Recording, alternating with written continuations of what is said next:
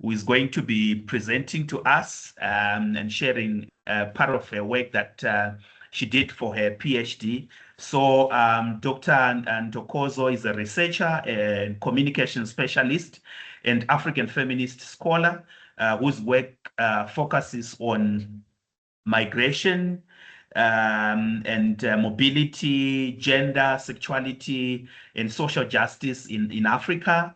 She's affiliated with the African Center for Migration and Society, ACMS, which is at the University of Witwatersrand, where her research explores the intersections of migration, sex work, sexual citizenship, and governance. Dr. Ntokozo has extensive experience in research coordination, strategic communications, stakeholder engagement, and translating academic research into accessible public discourse. Her work spans academia, policy engagement, and advocacy, with a particular interest in advancing evidence-based approaches to migration, diversity, and human rights. So we are quite honored to have Doc sharing your work with us. And without further ado, I think let me hand over to Doc to get us started. Thank you so much for the invite and for that generous introduction. And thanks to you all for joining in today to come and hear a bit about the work that I've been doing. So as mentioned, it's based on my PhD thesis, which was titled Queering Sex Work and Mobility in South Africa. And the question I was asking there is, how does migration and mobility influence gendered sexualities in sex work? So let me just try and share my slide. Okay. Is it sharing? Okay, I think it is. Oh, is it showing in full screen? Yeah, I'm it's struggling in full screen to. now. Yes, it is. It's in full screen now. Okay. Okay.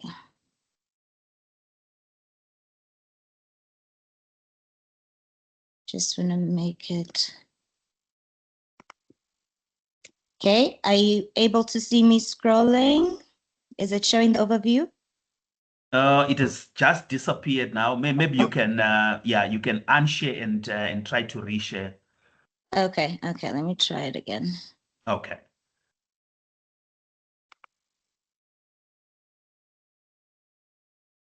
Mm-hmm.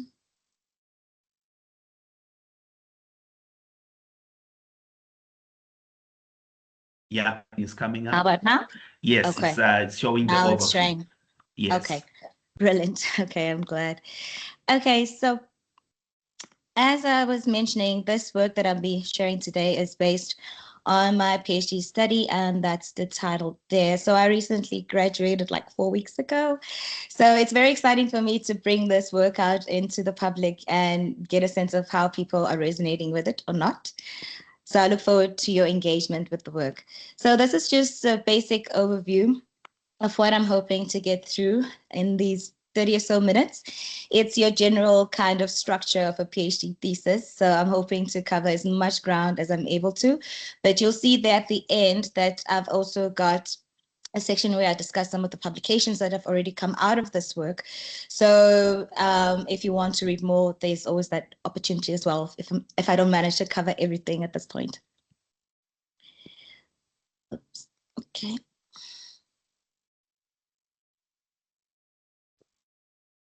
Next. So just a brief introduction. So my doctoral study investigated how mobility, including migration and other forms of movement, influence gendered sexualities in sex work. Literature seems to suggest that when sex work intersects with any form of mobility, a conducive environment or space for gender and sexual exploration manifest. Governor Kalra and Dinesh Bogra observe that while various factors facilitate migrants' sexual experiences, the most influential of these is anonymity in the new place. They argue that migration may produce fertile ground for an individual to explore their gender sexualities.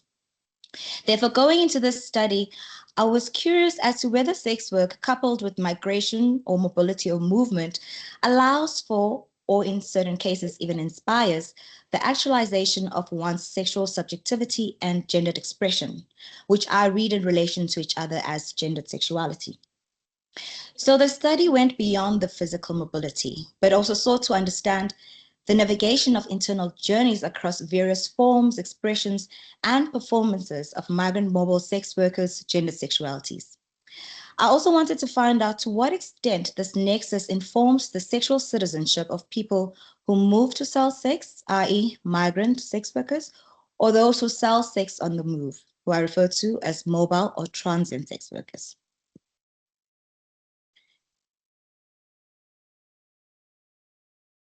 Sex work can simply be understood as the exchange of sexual services for some form of monetary value.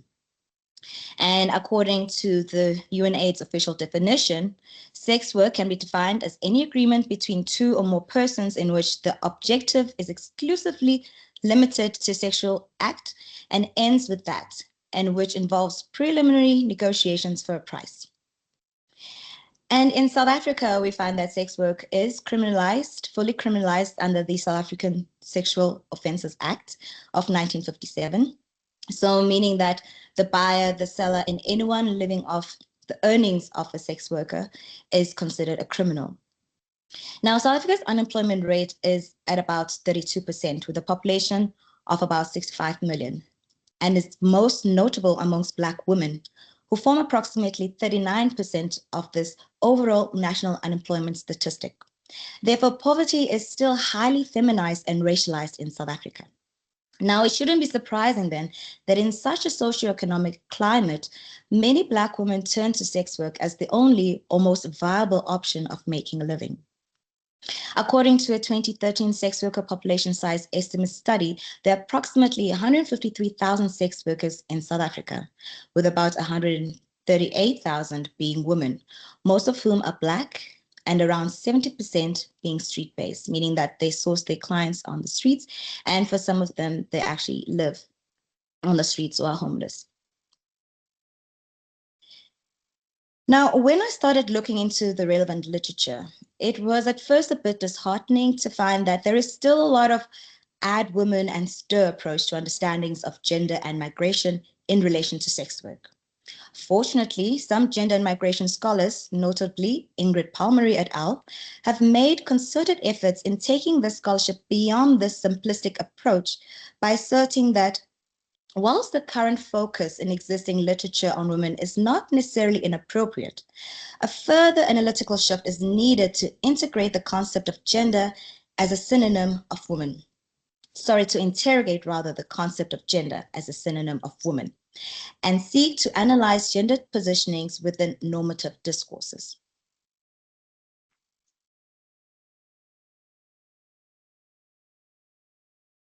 And when I started looking into sex work literature in relation to gender and sexuality, I was encouraged to find that there are already scholars who are reading sex work and queer or queerness in relation to each other.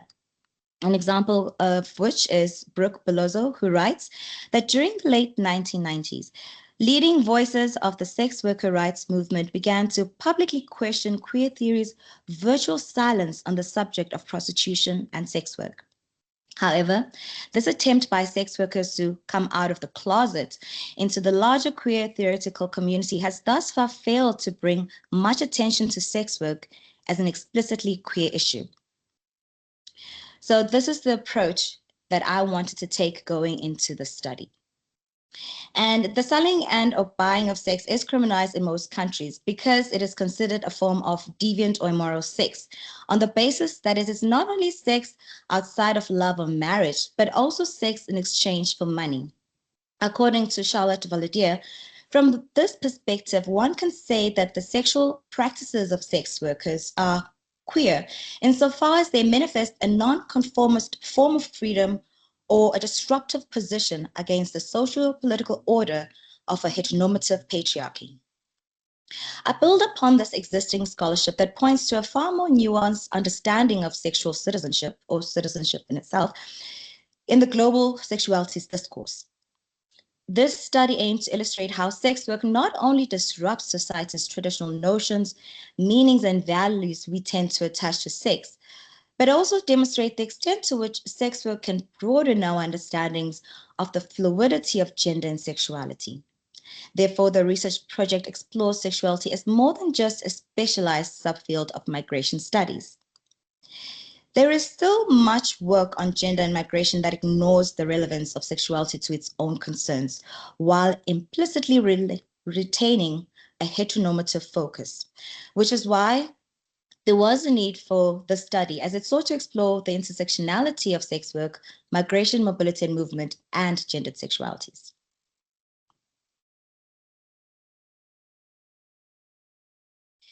Here we see a pyramid made up of 6 blocks, 3 at the base, followed by 2 above them, and finally 1 at the top. The block at the apex of the pyramid represents queer feminism.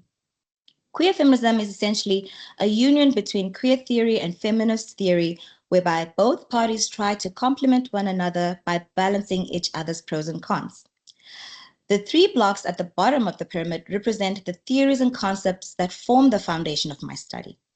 The brick in the bottom left-hand corner is the concept of queering, sitting just below queer theory, as it is the groundwork on which queer theory rests. The block on the right side of the pyramid stands for the intersectionality, which upholds feminist theory. Like a heterosexual male kid. Yeah. Just because it's like people like how women is happy with sex. Sorry. Sorry about that. So I was saying the block on the right side of the pyramid stands for intersectionality, which upholds feminist theory, specifically African or Black feminism. Queer feminism makes the connection between feminism and queer theory more explicit. It forces us to move beyond identifying and eliminating women's oppression by expanding the focus to include the structures that enable this oppression, thus embracing the oppression of all forms of people. Dora Bowen writes that while feminism is aligned with lesbian and gay politics in seeking liberation from oppressions based on gender and sexual identity, queer theory challenges the norms that constitute these identities. And this is what I was interested in doing as well. Okay. I don't know if maybe I was on the wrong slide at that point, but I was discussing the theoretical framework earlier on, and now I'm moving on to the research methodology. A few documents, quotations, like proofs of transfer. Yes.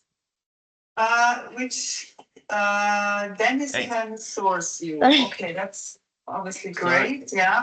Yeah. Please, can you mute yourself, please? Thank you. Oh, sorry, I thought they were replying to me whether I'm still on the right slide. So you should be seeing slide 5, research methodology. So the methodology employed in this study was feminist participatory action research. And as the name implies, FPAR is the feminist strand of the participatory action research methodology. Mary Brendan Miller et al. Defined participatory action research as a counter-hegemonic approach to knowledge creation that challenges established approaches to research by emphasizing collaborative processes of inquiry, education, and action. Therefore, I worked with the Sex Workers Education and Advocacy Task Force, which is SWET, an NGO in South Africa that advocates for the rights of adult consenting sex workers, and also worked with the National Movement of Sex Workers in South Africa called Sisonke. In the spirit of FPAR, I also employed 2 research assistants who were also participants, Nosipo Vidima and Ruvimbo Tenga, with whom I later went on to co-author a paper for the Public Health Journal in 2022. So I'll chat a bit about that when we get to the publications. In terms of the participants, in total, 17 were engaged in the structural study. The recruited participants were geographically spread across 3 provinces. the Eastern Cape, Western Cape, and Gauteng. Overall, their ages ranged from 19 to 40 years. The parameters of the study required that participants be above 18 years. This is because not only does Sweat and Sisonke not work with underage, or rather children that are being exploited in the sex work industry, but even for myself, I was uncomfortable laboring children who are exploited in the industry as workers. So both organizations do not consider anyone under 18 to be a sex worker, but rather a child who's being sexually exploited and abused in the sex work industry. This is an ethical position that I also hold.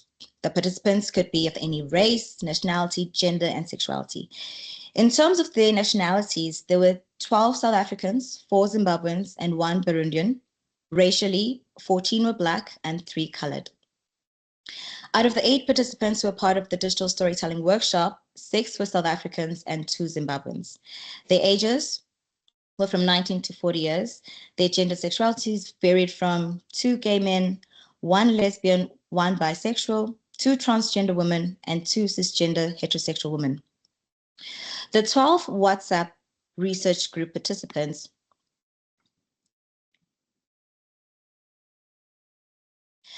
ages range from 25 to 40 years. 4 self-identified as gay men, while the other 8 as women. 3 of the women self-identified as cisgender heterosexuals, 2 identified as lesbians, 2 are pansexuals, and 1 lesbian. None of the WhatsApp research group participants self-identified as a transgender woman. And also for both the digital storytelling workshop and the WhatsApp research group, there were no cisgender heterosexual men.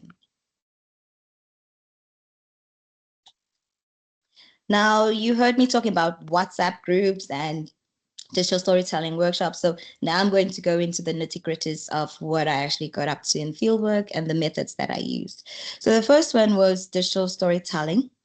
So digital storytelling is the process of producing an audio and visual multimedia package that is narrated by the storyteller and depicted through personal photographs and or sourced images. The medium plays with the notion of who's in control of producing and interpreting reality, which shifts the power of representation from mainstream media producers to the individual storyteller.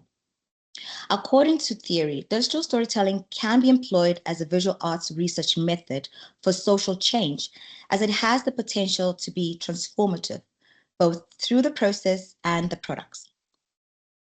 As part of the preliminary phase of my fieldwork between the 1st to the 7th of December 2019, I conducted a digital storytelling research workshop in Cape Town at the Scalabrini Center. Scalabrini is an NGO that provides psychosocial services, skills development trainings, and legal advice to refugees, migrants, and asylum seekers in South Africa. As a skills development training center, they were able to hire us out their computer room, which was fully furnished with 10 desktop computers. So 10 participants had initially been mobilized from areas surrounding the Cape Town City Center, namely Observatory, Mfuleni, Paarl, Wellington, and Wildersdorp, with the help of Sisonke and Sweat. Most of the digital storytelling workshop participants are street-based sex workers, as they generally solicit their clients on roadsides. However, for 2 of the participants, the streets were also their home. And the next phase of my fieldwork was online. So for the second phase of my fieldwork, I facilitated a nationwide WhatsApp research group from 17 August to 2 October 2022, with 12 participants, including the 2 research assistants. One of the research assistants and 2 of the participants had also taken part in the digital storytelling workshop in Cape Town, which is why the study is informed by a total of 17 current and former migrant mobile sex workers. During the research WhatsApp group period, I made use of weekly WhatsApp exercises as prompts to encourage the participants to engage on issues pertaining to gender, sexuality, migration, and mobility within their daily experiences by sharing snippets of their lives using multimedia, such as text, voice notes, photographs, and videos, either on the research WhatsApp group or privately to me. The exercises were also intended to encourage participants to locate their lives and understandings of these social factors in relation to issues of sexual citizenship, such as migration policies, sex work, public health, etc. For this phase, I also administered an initial online Google Forms survey, conducted telephonic interviews, 24 in total, and held 3 WhatsApp focus group discussions with the participants. Okay, and in terms of the findings, so with the first finding, this first data analysis chapter tackles the question, does selling sex, i.e. sex work, influence one's sexual orientation and or gender identity? If so, in what ways and to what extent? So here I wanted to get a better understanding of the influence that sex work has on people's gender sexualities and their use of indigenous languages to describe gender sexuality. And what came out was the term ubulili, which in Zulu actually refers to both sex, as in the genitalia, but also sex as the act. So it was also quite confusing, and also in relation to one's gender. So it was also quite interesting, not confusing, interesting to hear from the participant themselves how the terms that I was using actually related to them in one. And what I also unpacked in this chapter is the concept of gendered sexualities being either innate, something that someone is born with, or something that's relational. So in relation to you being in a relationship with someone and therefore you are that gender sexuality. Or the third option was I was quite interested in exploring, specifically in the context of sex work, is how gender sexuality is understood specifically in relation to the act of sex itself.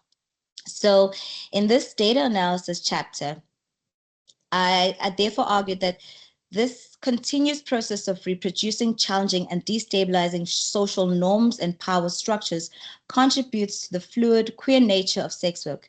As a result, selling sex is not only inherently queer, but also fosters environments where queering can actively occur. Because what I found as one of the main findings that selling sex can allow for an exploration and expansion of one's sexual vocabulary to the point whereby it can have an influence on who you find attractive, i.e. their gender sexuality. Therefore, sex work is not only intrinsically queer, but also allows for queering to take place. And I think my next slide actually helps me to demonstrate this a bit better. So here is Mickey, a 27-year-old internal migrant mobile sex worker from Potchefstroom in KwaZulu-Natal, who self-identifies as a pansexual, which she explained as someone who's attracted to the person inside regardless of their sexuality or gender identity. So here for Mickey, it was the exposure to sex work, the exposure in sex work of different gendered sexualities that actually gave her the courage to be explorative with her own gender sexuality. And as she states here in the quote, when she was asked about whether one's gender sexuality is innate, relational, or based on one's sexual act, she explained that it depends, right? I'll speak about my own experience because mina, I grew up thinking ukuthi that I'm straight, ne? Knowing actually not thinking ukuthi that I'm straight because I've been only told ukuthi if ungumuntu wesifazane, that if you're a woman, you only have to have a relationship with a man. I never knew about lesbians, gays, and what, right? Up until I started sex work. And then from sex work, I had this client who requested a lesbian show. That's when I was intimate with a woman.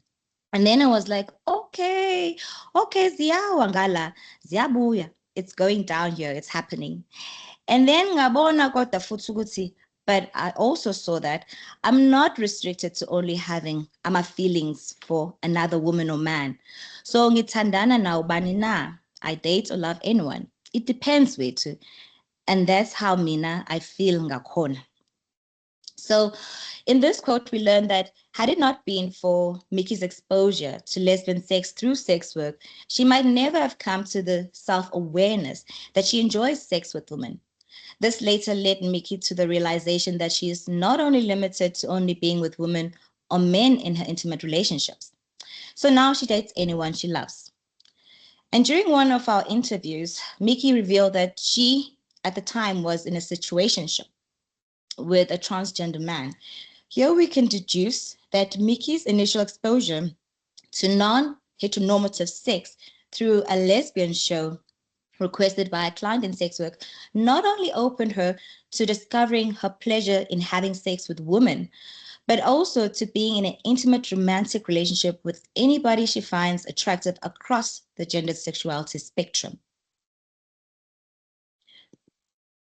So just to summarize that chapter, so there we find that people tended to attribute their exposure to different forms of gendered sexualities to their engagements in sex work, whether it would be in the form of affirming one's already understood gender sexuality, or whether exposing to different forms of gender sexualities and them trying those different ones out and arriving at a different gendered sexuality.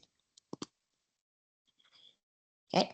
And then the next chapter, which is my second data analysis chapter, there I tackled the question, does moving to cell sex, i.e. migrant mobile sex work, or selling sex on the move, i.e. mobile trans and sex work, influence one's sexual orientation and or gender identity?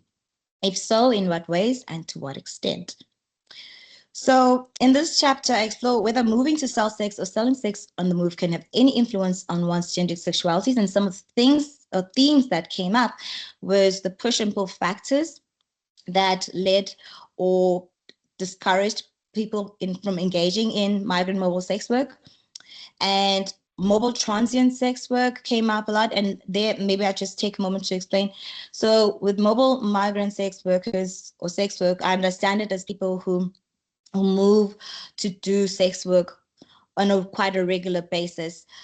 So someone who might be working the truck routes, or someone who goes to a specific village or town because of work, or there's a sporting event. So those kind of sex workers are referred to as mobile transient sex workers, unlike the migrant sex workers, be it whether it's internally migrant or or external migrant, but people who would either have crossed national borders or provincial borders.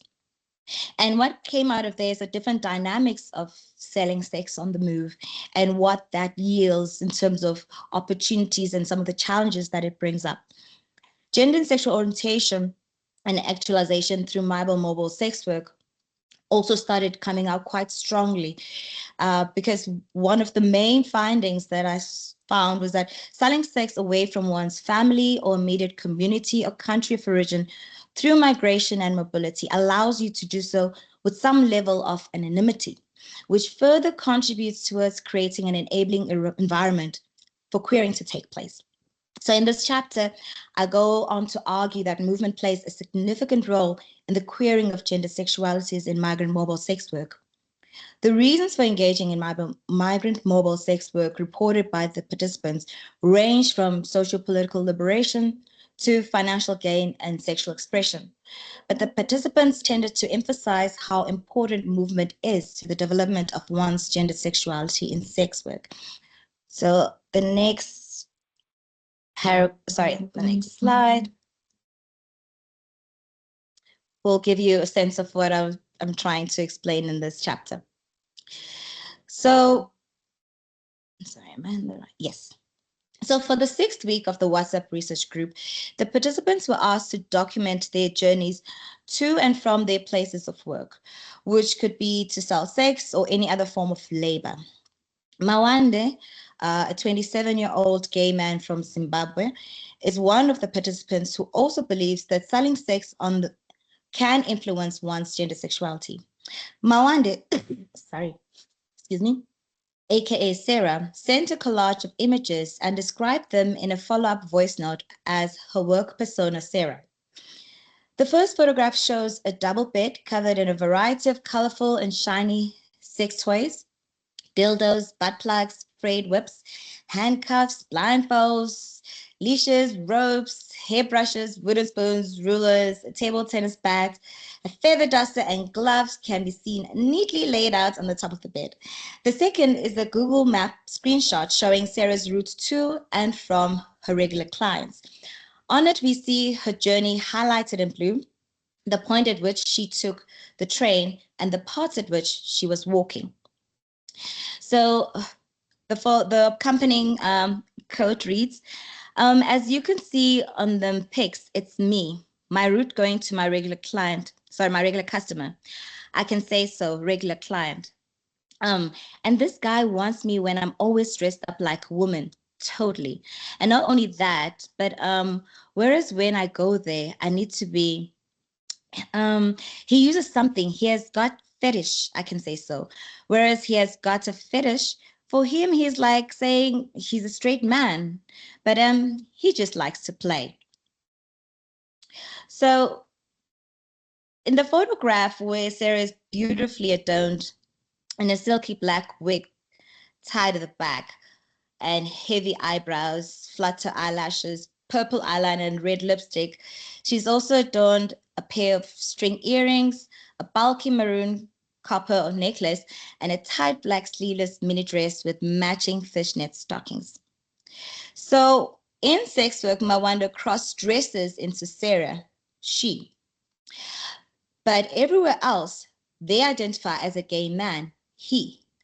And I say these pronouns intentionally because when I was trying to fill up the different demographics of the participants, I asked the participants how they identify. And for all Mawanda and Sarah, it was quite interesting because they do self-identify in their everyday as he, because they say they are a gay man, they see themselves as a gay man, but when they go into their work, they prefer the pronoun she. So I had to toggle between the two to be ethically and be respectful to my participants' varied identities, which made writing very interesting. And Mawanda's clients want her as a full-on lady. Even though growing up, Mawanda had felt like a girl and enjoyed playing with girls, they admitted to not always having been open to wearing dresses and acting like a woman. Actually, the idea used to appall them until they entered sex work.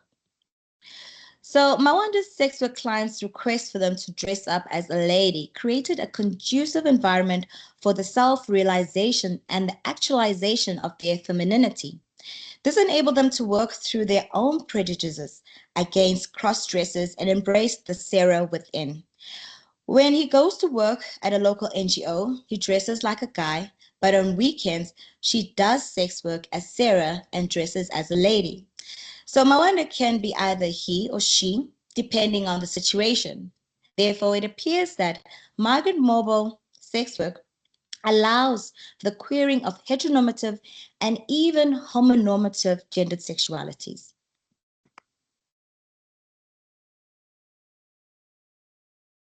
And in the next chapter, is that 6? Yes. This third data analysis chapter goes on to unpack the socio-political implications of migrant mobile sex work, as they specifically relate to sexual citizenship. For while most of the participants attested to having left their families for economic reasons, some reported leaving their homes to escape stigma, discrimination, and violence from their immediate community and or country of origin, for being queer or selling sex. However, many still found themselves experiencing exclusion in their host community, either in the forms of dialogues or other community engagements, and are subjected to state-sanctioned violence in South Africa in the form of denial to healthcare services and law enforcement protection. In a context like South Africa, where sex work is fully criminalized, we find that police and other law enforcement agents like the military tend to use their power to abuse sex workers. So in this chapter, I went on to unpack the socio-political implications of moving to sell sex, i.e. migrant sex work, or selling sex on the move, which I explained as mobile transit sex work, specifically as they relate to sexual citizenship. So here I was trying to hone in on the so what of the thesis. And some of the themes that came out were around being and belonging, and society, how societies were not just shaped by the different places or locations, but the spaces, the compositions of those places which make them spaces. And government, how state neglect and structural violence actually also was a contributing factor to the violations that sex workers are experiencing. And the main finding that came out is that migrant and mobile sex workers experience poor or low levels of sexual citizenship at the family, societal, and government or state level, which results in various forms of human rights violations. So the main finding here is that people who travel for the purpose of selling sex experience low or poor levels of sexual citizenship. And this is not just because they are selling sex, or only because they are migrants, or only because of their gender sexuality, but all of these three inform each other in form of intersectionality. And to try and maybe illustrate what I was discussing about this chapter. So even if a sex, So in this chapter, what I also found is that there were quite a few social political implications which came with moving to sell sex or selling sex in the move. I mean, apart from some of the participants expressing that they had left their home countries to escape either state sanction or prosecution or violence because of their gender sexualities, many had also left because sex work was criminalized. But what also happens here is that we find that even if in a context like South Africa, where one's gender sexualities are not criminalized, so being LGBTQI plus is not criminalized, it's actually celebrated and protected. That gender diversity is enshrined in our constitution and respected in terms of equality and all. But even in a beautiful context like ours, in paper anyway, a legal framework like criminalization actually trumps all other rights. So even if you are even like a South African who has an ID, born and bred here in the country, but if you are a migrant sex worker, even if you have your ID, your South African ID, and you are a South African sex worker, but because the work that you're doing is criminalized, then your rights as a South African citizen are also trumped by criminalization. So even if a sex worker might hold legal documentation as either a born citizen of South Africa, in the case of a mobile transit sex worker, and possesses valid travel papers such as a visa, i.e. in an external migrant sex worker case, or even has special protection rights for fleeing persecution and or prosecution from their country of origin, e.g. in the form of an asylum seeker permit or a refugee status permit, criminalization overrules all the rights and benefits enshrined in those documents. This renders both migrant and mobile sex workers as second-class citizens, susceptible to all forms of exploitation, abuse, and violence by both the government and the public, and even families themselves. So, which is why in this chapter, I actually see migrant mobile sex workers as experiencing poor or low levels of sexual citizenship. Drawing close to the end. So in summary, this doctoral study has first demonstrated that sex work allows for the exploration and queering of gender sexualities. We learned that because sex work is about performing various sexual acts with different types of people for money, a person who sells sex becomes exposed to varying ways of experiencing sexual pleasure or displeasure.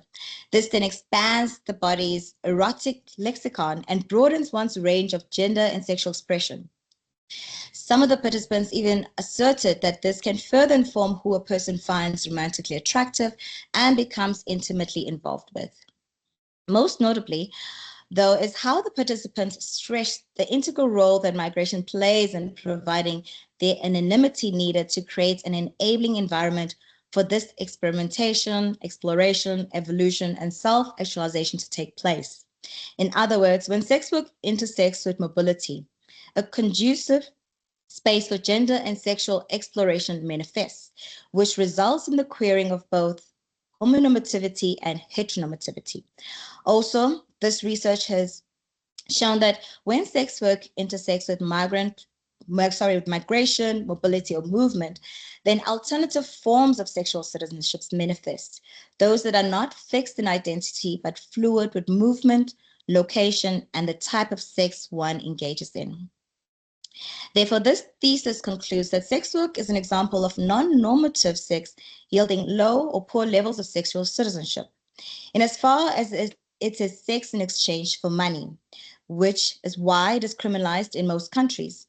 This is because society, i.e. the family, immediate community, and the state, tends to read sex work as an infringement on the sexual contract. While Carol Pateman describes this sexual contract as being founded on heterosexual relations, i.e. sexual interactions between cisgender men and women, I argue that sex, as in the act itself, is the true essence of the sexual contract, and thus indirectly that of the social contract. This is important to note because it queers our current conceptualization of sexual citizenship, as it demonstrates that the type of sex one engages in, not just their gender sexuality, plays a far more critical role in who governments decide to distribute rights and resources to. This is a significant consideration when drafting laws, policies, advocacy campaigns, and development interventions pertaining to sexual matters. And just briefly, I'm going to page through the publications that have come out of, that was a bit too quick, but yes, you can check the 2022 one, Queering Sexual Mobility, published by the Anti-Trafficking Review. And there it really just gives a nice overview of the research in its entirety. And then the next publication we did was with the two research assistants, and it was done in memory of Ruvimbo Tenga, whose photo you see there, who was one of the research assistants. And it was very difficult for Nosipho and I to finish this publication because at the time Ruvi had passed on. So we had to finish the paper for her memory. So I dedicate that one to her. And the last publication is an entry in the Palgraph Encyclopedia of Sexuality Education. And there I'm just giving like very a snapshot rather of sex work in Africa. And I think that brings me to the end. Thank you so much for taking the time to listen, and I look forward to your engagement. Thank you.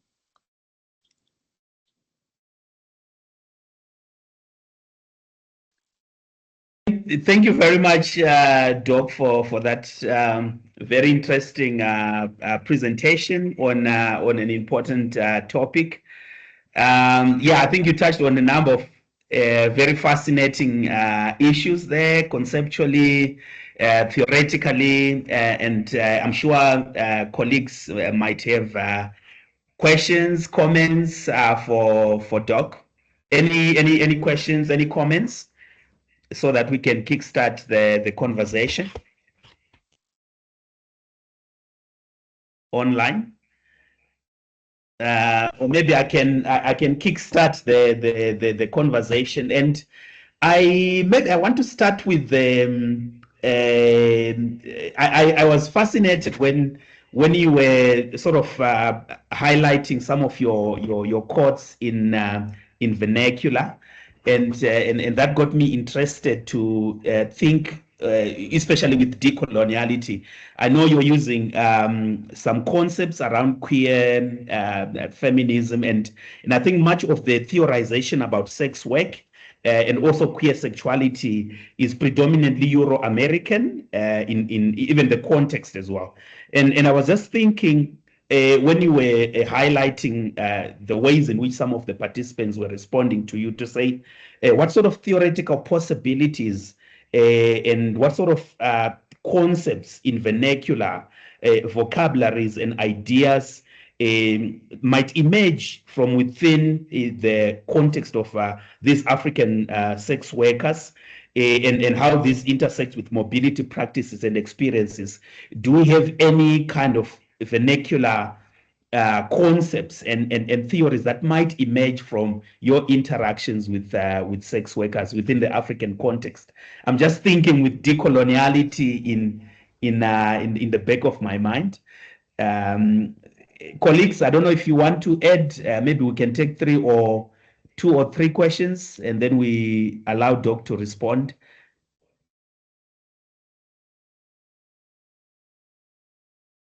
Yes, I see Betha. Go ahead.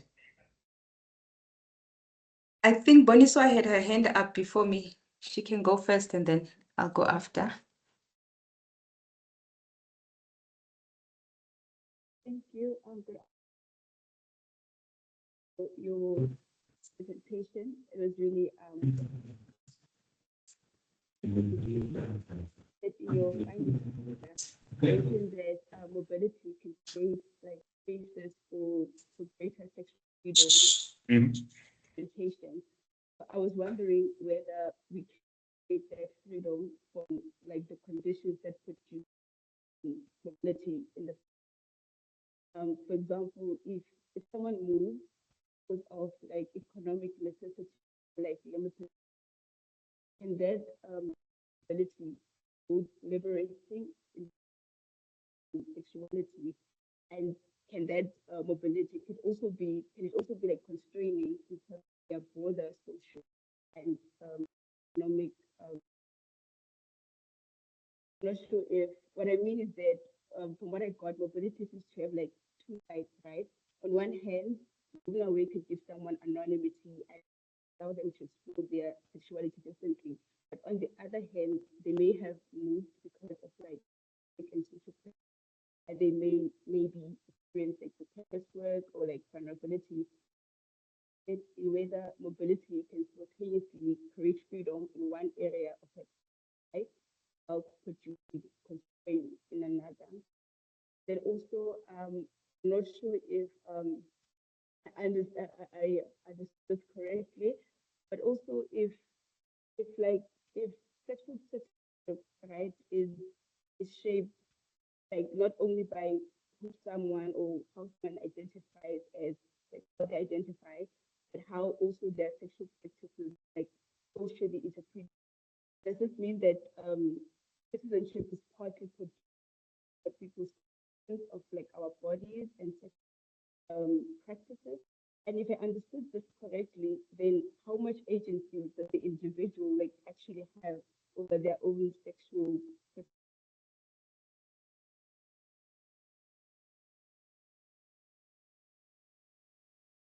Yeah, thanks, Boniswa.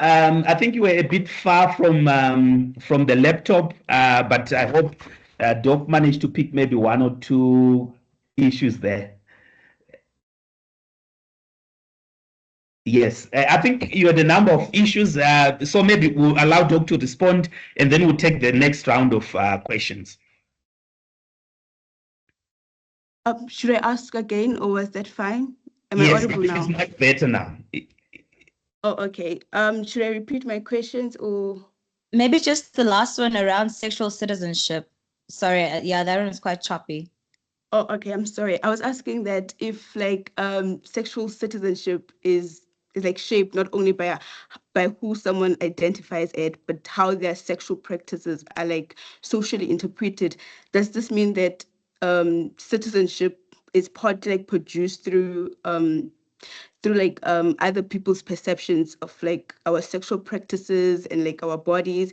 And if that is the case, then how much agency does one have like over their own sexual like citizenship?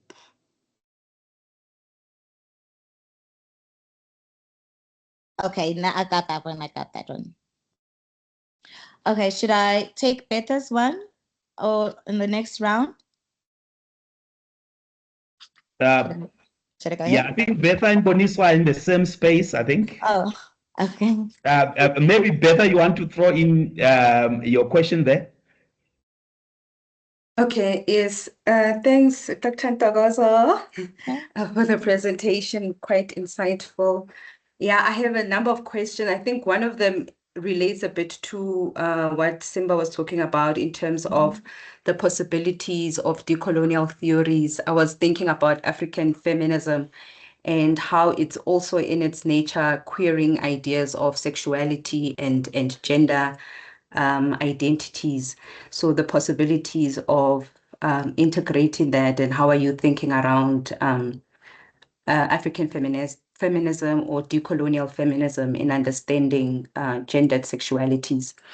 I was also interested in from the other side. So I think the focus was on the participants and how the sex work has sort of provided that possibilities of querying the gendered sexualities.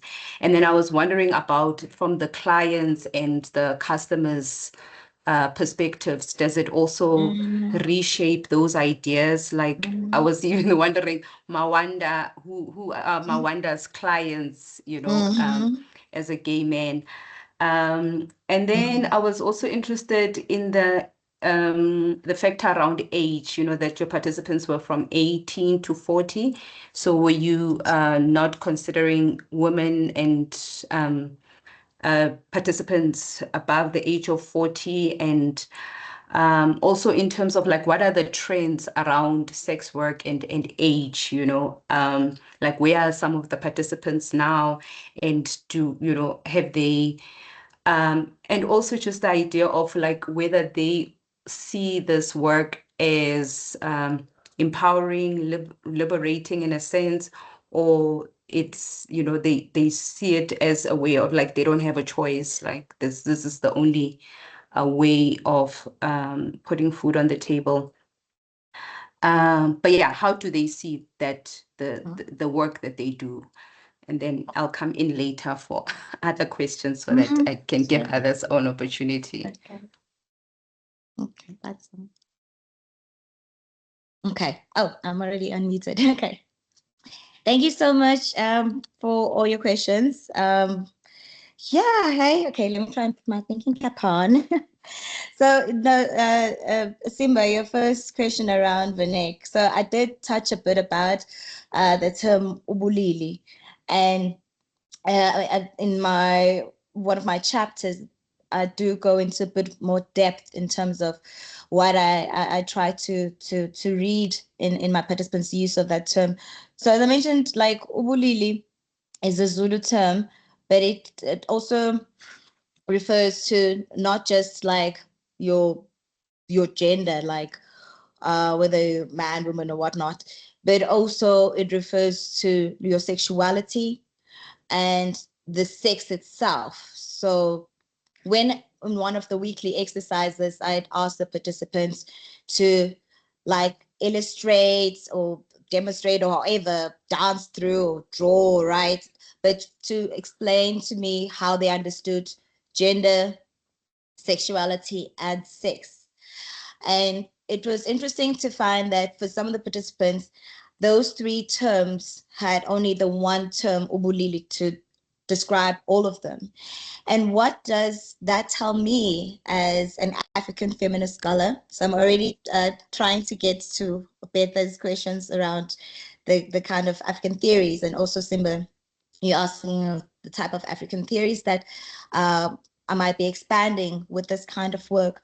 So what I found that is that we do have these indigenous terms, but what they tell us then is that the way in which we are trying to fragment our understandings of self is not indigenous to the African context or our ways of thinking and knowledge building and understanding.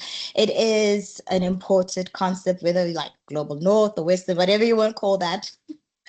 But then that also now forces us to be like, okay, so if we are wanting to understand these manifestations of one's personhood, be it in their form of gender, sexuality, or their sex, within the African context, what are the terms that we need to be using so that the participants are able to engage better with the questions that we're trying to get them to help us with.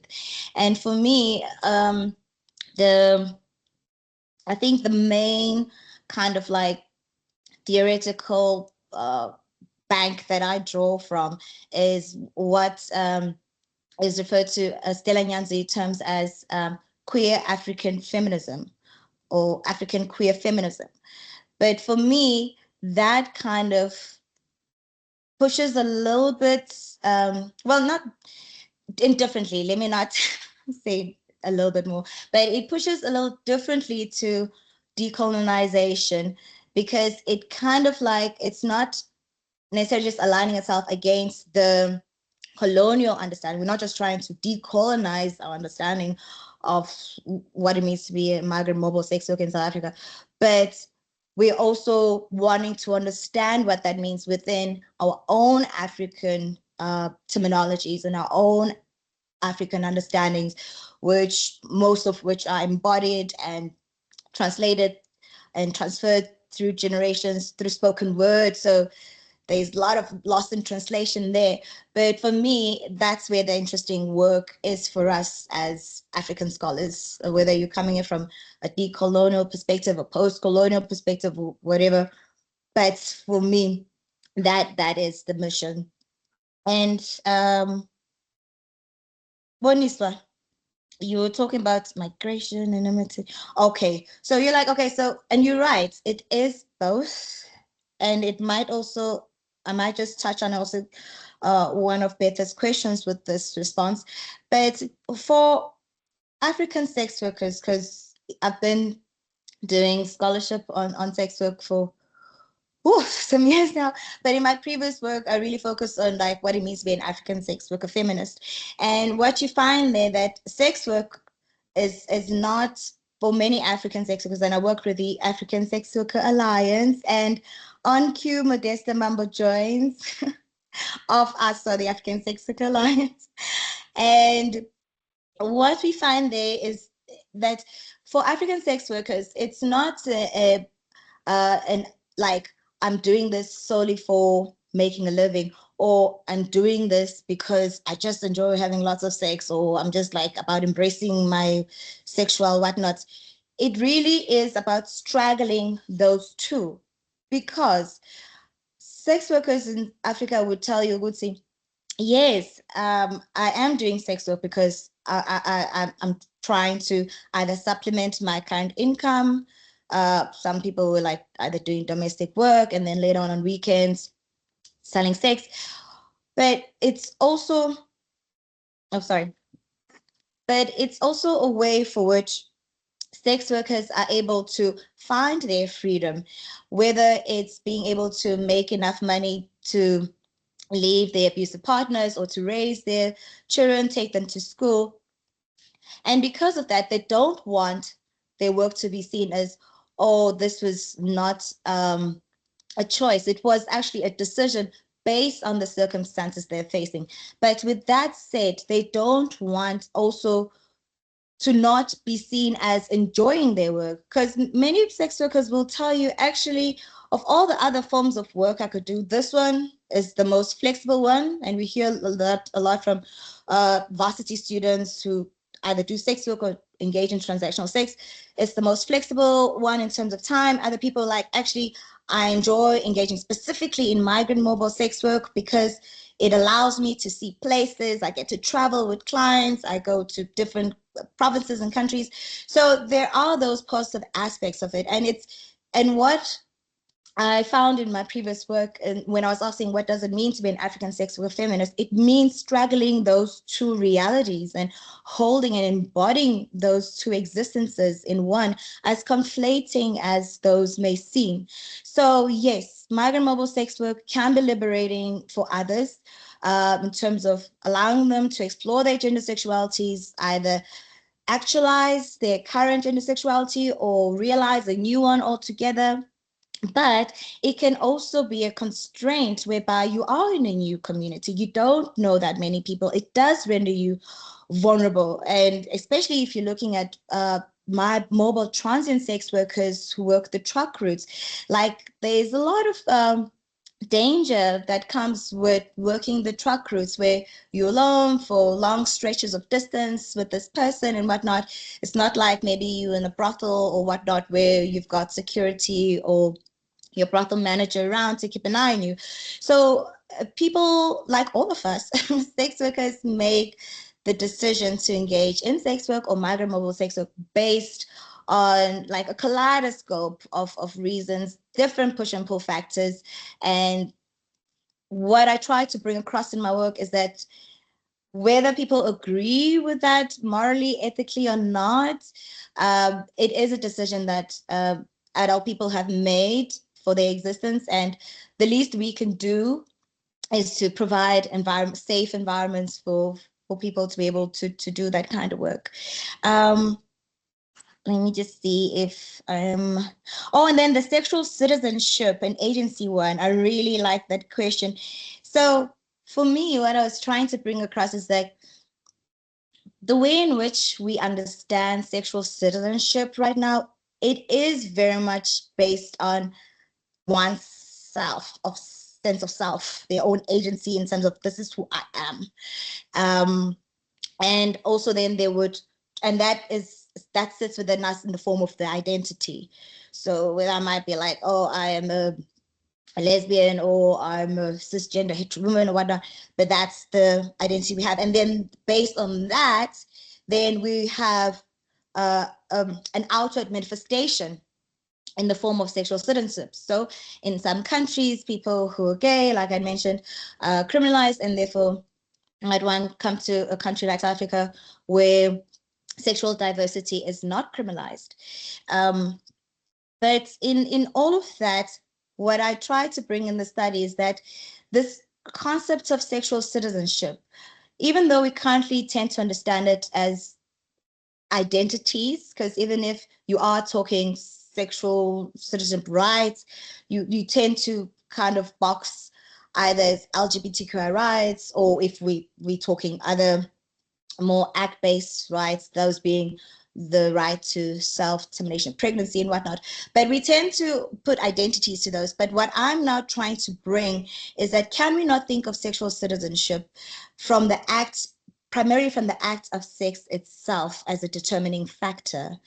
Because like I mentioned, even if you have your documentation as a South African citizen, or even if you have your permanent residency if you're a migrant sex worker in South Africa, or even if you are now in South Africa where, you are now in South Africa where your sexual diversity, your gender sexualities of different variety are respected, even if all of those are working towards a positive or rich sexual citizenship, because sex work is criminalized, then it actually nullifies all of those rights. So for me, I'm trying to disturb this idea of sexual citizenship sitting within people's own agency and their own identities, but also wanting us to understand it from the different acts, because if we then understand it from the different acts, then we can start having conversations around decriminalizing sex work. Because there it's like, well, we have a law that actually just exists to suppress a group of people based on the type of sex that they're having. And for us to start interrogating ourselves, because in that sense, because all criminalization does is really rob people of their citizenship. But for me, I was entering it through the sexual citizenship lens and using the act of sex as the destabilizing factor. Tim, I see we're like a minute off, so I think I'll stop there unless Chair allows for another hand. I think maybe we can take the last round of questions. I see on online there are a few comments and in questions there. Okay, on the chat. I think one is saying, based on your findings, what should policymakers in South Africa change? Then there's someone who's saying, why do female sex workers get paid more than males? I'm not sure about that, but that's one question that's being asked. I don't know, colleagues, are there any additional questions that you might have for Doc? I know Betha wanted to add a few, but I think before that, I might want to ask about agency, because I think it's something that came out, and sexual citizenship. And I was just thinking, within the context of sex work, how do we theorize agency and also even notions of pleasure? Do you think that maybe focusing on sexual agency could risk maybe obscuring economic structural conditions that might constrain the sex workers and the decisions that they make? I was just thinking out loud to say there is a lot of course, analysis around pleasure, around agency, and I think you also highlight that around desire, erotic attachments, and what affordances do these kind of concepts allow us, but also what do they obscure in terms of the circumstances that these sex workers find themselves in, around economic precarity, for instance. So I think maybe you might want to reflect on that as well. Colleagues, I don't know if there are any additional questions that you might have for Doc. Umvelo has their hand up. Maybe we could hear from them. Hi. Oh, no, I didn't see you. Go ahead. Good day, everyone. Thank you so much, Doc, for the amazing seminar. So my question was just going to allude back to the idea of feminism, right? So feminism, okay, even though it's a Eurocentric idea, when we bring it back to Africa, we know that feminism has been known to be a gender binary issue, whether it's male, strictly male, or strictly female, taking it back to the idea of feminism. We know that we normally recognize sex work as a gender binary issue, whether it's affecting females strictly and it's a female issue. So how do we then challenge or decenter the idea of sex work as a strictly male or female issue? What do we do to open up the space for the people in between, the queer people, the non-binary people, to get their identification of place in these sex work categories? And how do we then make it more known? Before we can decriminalize, I think we need to look back. How can we make people understand the idea of sex work better, especially with queer people? So then how do we then inform people about people who have like different gendered clients or different sexualities of clients, and that mix the people in between? I just want to know, how do we decenter the idea of sex work being a mainly female issue? Thank you. Mm-hmm. Thanks, Velo. Is that okay? Yes, I think there's is it a comment or a question? Oh. Yes, go ahead. Yes. No, first of all, I want to say thank you so much for this wonderful presentation, Doctor. And next, I was just curious about something. I just wanted to ask, like, your research deals with such sensitive and difficult questions. So did you ever feel afraid or felt like at risk while conducting interviews or so? Maybe like, how did you navigate that?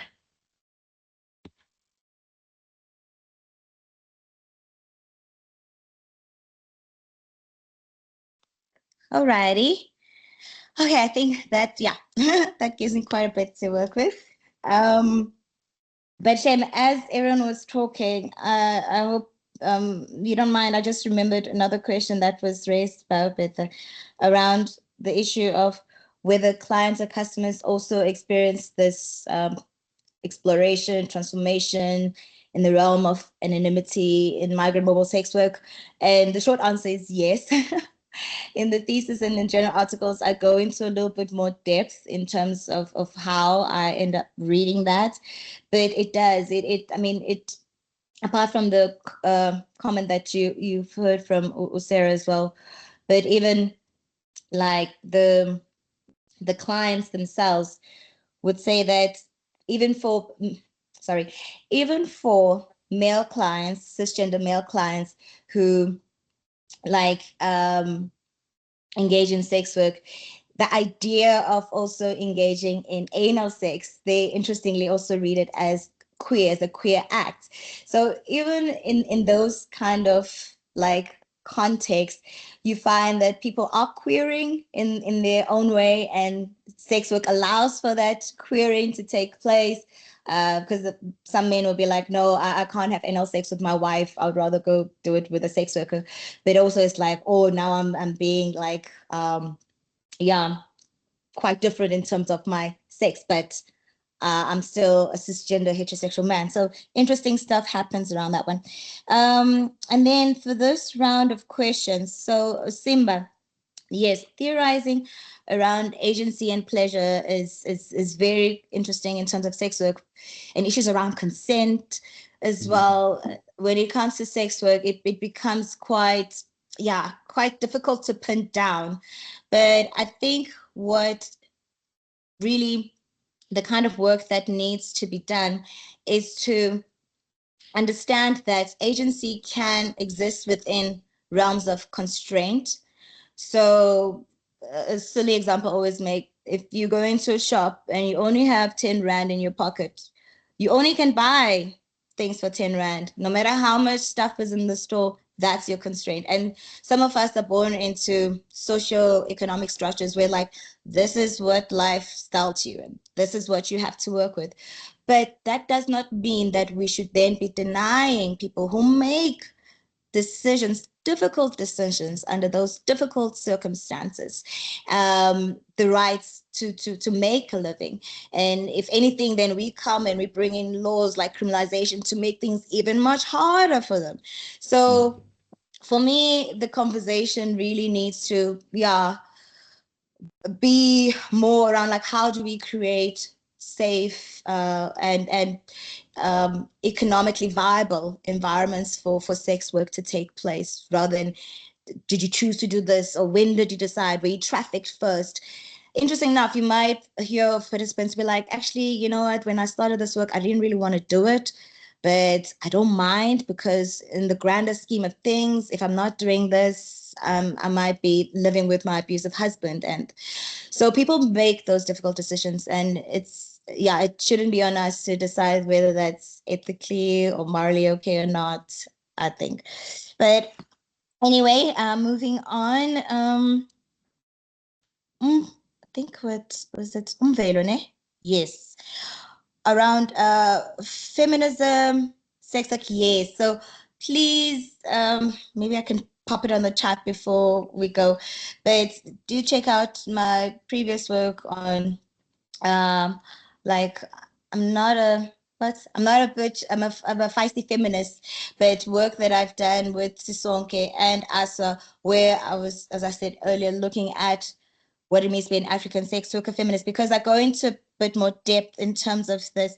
But you are right, you're right. Like, in terms of feminism or feminist discourses around sex work tend to be very woman-centered, and they tend to also be also very binary in terms of like, we've got the female client and we've got the female sex worker and the male client. So, and it always for me also came across as like, and I flagged this a little bit earlier on with the literature review, where it's like, we're here to save women and no one else can, be part of this. So what I then do in this work to try and broaden our understanding of sex work within feminism is, like I mentioned earlier, is adapting the concept of African queer feminism. Because there, we are doing just that. We are forcing that understanding of there is no center, that it is all moving parts, literally, in the case of migrant mobile sex work. And because of that, we cannot sit comfortably in our little binaries and claim to be theorizing like holistically.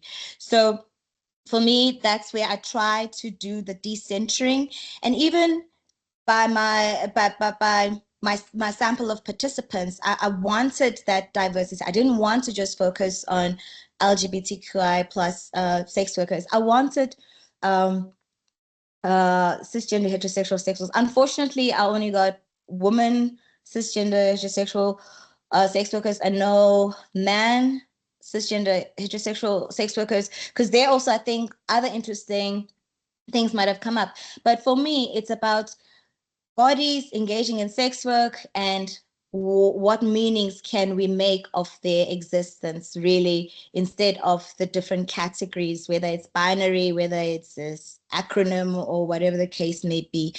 And I think that broadens our overall understandings of gender and sexuality and how they work in our world.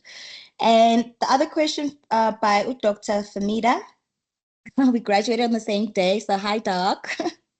And I never really felt unsafe because I have been working in the NGO human rights sector, specifically with sex workers since 2010.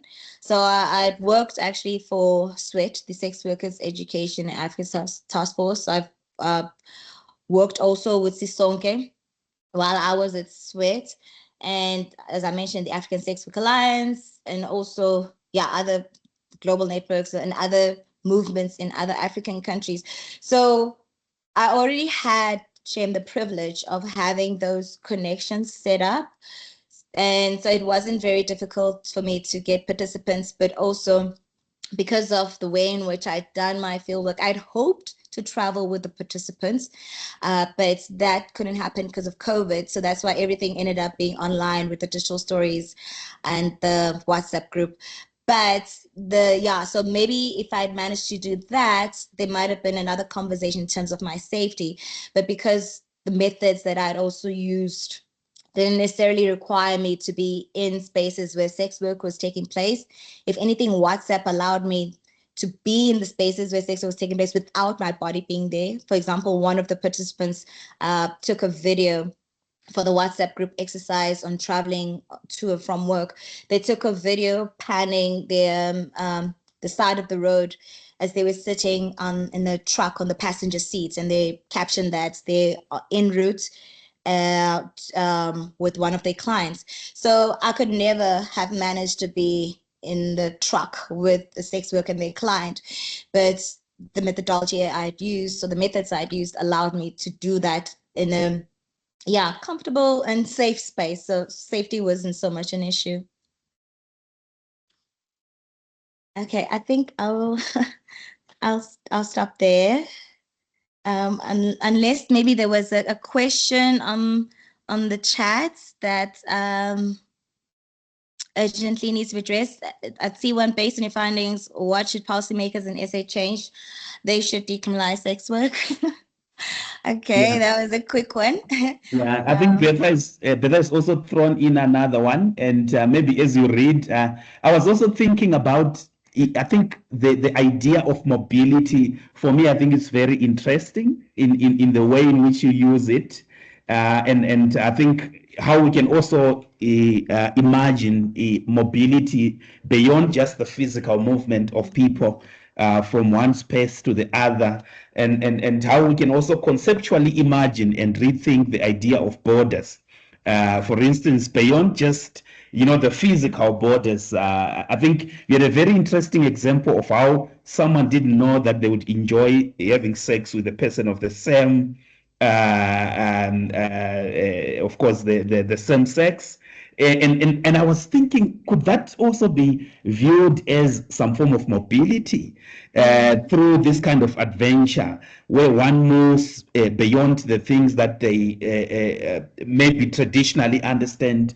Could we think of this crossing of borders not just as the physical kind of borders, but also the sexuality and the borders around sexuality, the mobilities around sexualities? Or I see Betha saying chair is a hand up. Go ahead. I think this will be our last round of questions. Yes. Good afternoon, everyone. Doc, I wanted to ask, don't you think it may be problematic for the coming generation or the young generation if we were to normalize sex work?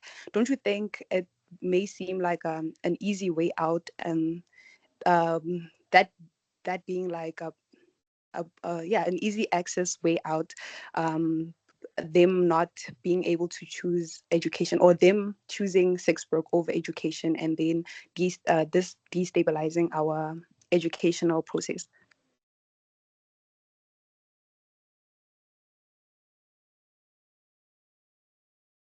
Okay, thanks, Chair, for your questions. I think Betha, you had the last one. We'll give you the privilege of throwing in the last one. I think maybe you had written something on the chat. Would you want to speak to that?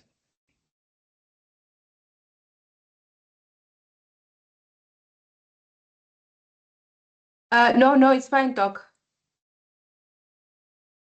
Okay. Yes, I think Betha was saying, may you please explain further the thinking and justifications around your methodologies and how participants experience these methods, especially digital storytelling, how are these being used beyond the study and perhaps for advocacy work. I think this is quite innovative and interesting methods that you use there. So I think Betha is just asking you to reflect a bit on these. Okay, okay. I can do that. Should I maybe start with oh, I see Modesta's hand is up. Can we just allow that hand, just that last hand? Okay. Okay. Hi, Modesta.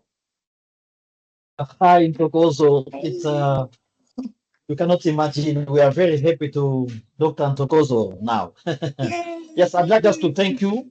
I'd like to thank you about this research you are doing for your PhD. And as you know, sex workers in Africa have many challenges. And what to say, South Africa, Southern Africa, it's a model of progressive laws for sex workers. In West and Central Africa, we have many challenges, and we need this experience.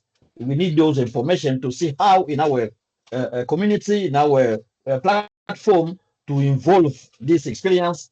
That's why we beg you to come back to us also to provide to us different information you are getting and different experience you are getting. Thank you very much for giving to us this place. Thank you.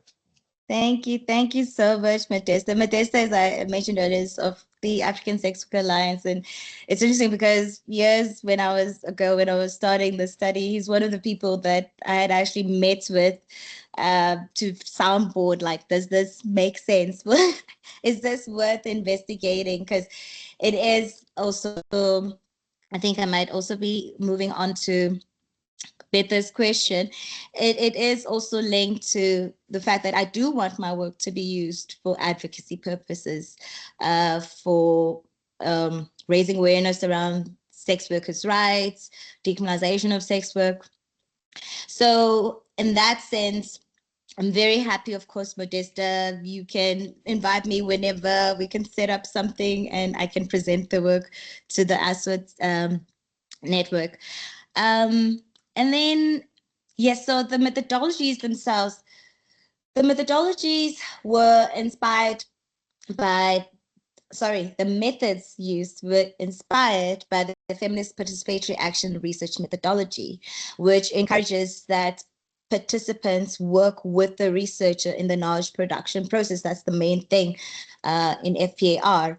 And also the research, so the action part, there needs to be some kind of, not just physical action, but also some kind of like output that we could, whether it's an artifact or it's a march or whatever it might be, but there must be some kind of action that comes out of that research or that happens during the process of the research. So having used FPAR before in studies with sex workers, I knew that it was a methodology that I could draw from if I want to unpack like specifically embodied experiences.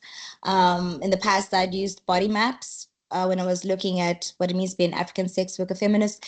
And actually even in the past, when I was working at SWET, I had used digital stories for advocacy purposes. So apart from the methodology, I was also quite well versed with the different methods, and that's why I probably was drawn towards them. But what they do also, digital storytelling, like I mentioned earlier, it allows the the participants to recreate their stories themselves. And for me, it was important to not just limit that to linguistics. And what digital storytelling allows is for different multimedia to be brought in to engage a participant. So people use photos, videos, like music and whatnot to tell their stories. And for me, that goes beyond the cerebral. It taps into an embodied knowledge that we couldn't otherwise get from just the interviews alone. I still did the interviews, but that wasn't complimentary. And the WhatsApp group, like I mentioned earlier, participants were able to actually take me on their journeys. Like you could see the Google map. There's the video I talked about in terms of being in the truck with the client. So the methods had to speak to a way in which I would be able to tap into knowledge that wasn't just verbal. Okay, I'll leave that there. And then Simba, mobility with ungensical crossing. Yes, definitely. If anything, that is the takeaway. I don't think I need to say more on that. You captured it beautifully, because for me, that's the crux of it, that moving to sell sex or selling sex on the move allows for that internal mobility of one's gender and or sexuality, even. I mean, sexuality mostly, but and or gender in some instances as well. That's why I tend to refer to both as gender sexualities, because I read them in relation to each other. But that's definitely it. I am queering the borders that we put even on ourselves, or society tells us to put on ourselves, in terms of who we are. And then Chair, I won't just decriminalization sex. Okay, so studies in other countries has shown that where sex work has been decriminalized, there hasn't been an increase in the selling of sex. With that said, I have been privy, I mean, I was a bit short in terms of the context when I started the presentation, but there have been conversations recently. Last year, I was part of a consultation where the Department of Justice and Constitutional Development met with the sex work sector, and I was invited to be part of those conversations where we're in the process of working through the bill, the draft bill, which would then see sex work being decriminalized. And a lot of discussions are going to how we're going to ensure that children are not exposed to sex work, issues around tax issues. So a lot of these things are being ironed out. I don't foresee and also the fact even that even organizations or movements working with sex workers don't engage with people under 18 as sex workers. If anything, when they come across them in outreaches, they would refer them to children's centers or young women centers and try to get them out of sex work, because we do understand that it is the kind of work, I mean, like with other forms of work that might be dangerous, like mining or driving or whatever the case may be, using heavy machinery, there has to be an age restriction, and there will have to be measures in place to ensure that that is adhered to in the context of decriminalization. So even if a 16-year-old might be like, oh, I want to do sex work, if already by law we're only persons above 18, or they haven't settled on the age, I'm not quite sure what the age would be, but I'm just using 18 because that's the one that the movements are currently using. But if the law says you cannot sell sex if you're below 18, then that's that, and if you are found, or a brothel manager is found to be hiring people under that age, then there will be legal measures to follow. So there are ways in which we can protect our young people from making this decision at a premature age. And I think maybe I will just stop there. I'm just so weary that we are going on half past. I mean, I can talk about this whole day, but yeah, I think that's about it.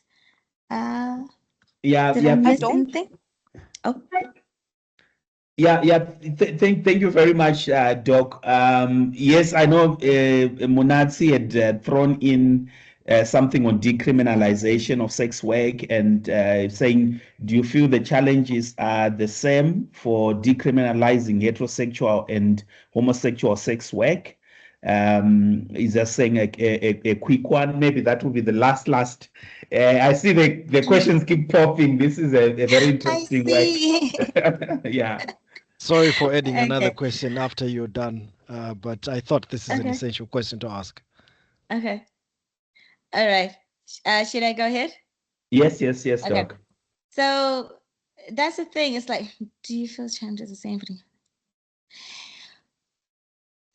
So when I understand decriminalization of sex work, I understand decriminalization of sex work in its entirety. Like, so the client is not criminalized, the sex worker is not criminalized, the brothel owners are not criminalized, and also the different types of people in the industry are also not criminalized. So there I am considering both heterosexual and gender non-conforming persons as sex workers, and advocating for all types of sex workers to be decriminalized. But with that said, it is important that we are sensitive that different types of sex workers do experience different forms of discrimination. I mean,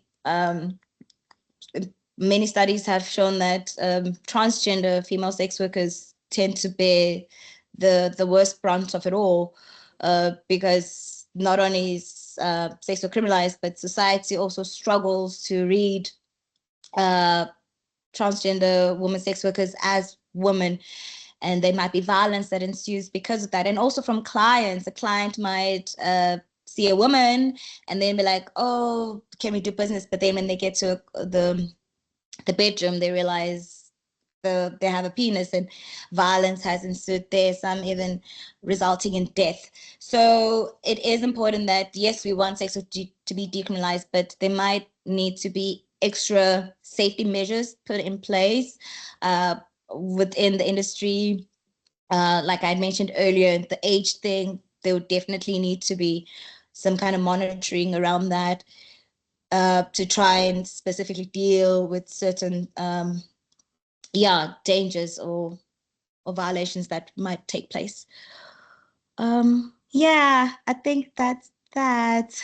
No, thank you very much, Doc. I know we are way over time, and my apologies for that. No worries. I think that speaks to how interesting the work that you're doing is. So I would like to take this opportunity to really thank you very much for sharing your work with us, and we'll definitely call you back again in the future to share some of the papers that are coming out of the work. So we really appreciate that, and thank you very much, colleagues, as well, who have stayed up to the end. I know there are some that left, and others that are still here, so we really appreciate that. So thank you very much, Doc. Thank you for having me. Thanks everyone for staying up until the very end. Alrighty. All right. Thank you very much, colleagues. Enjoy the rest of your day, and all the best. Thank you. Bye. Thank you. Thank you. Bye.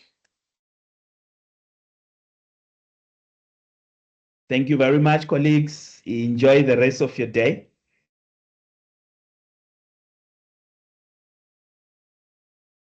Thank you.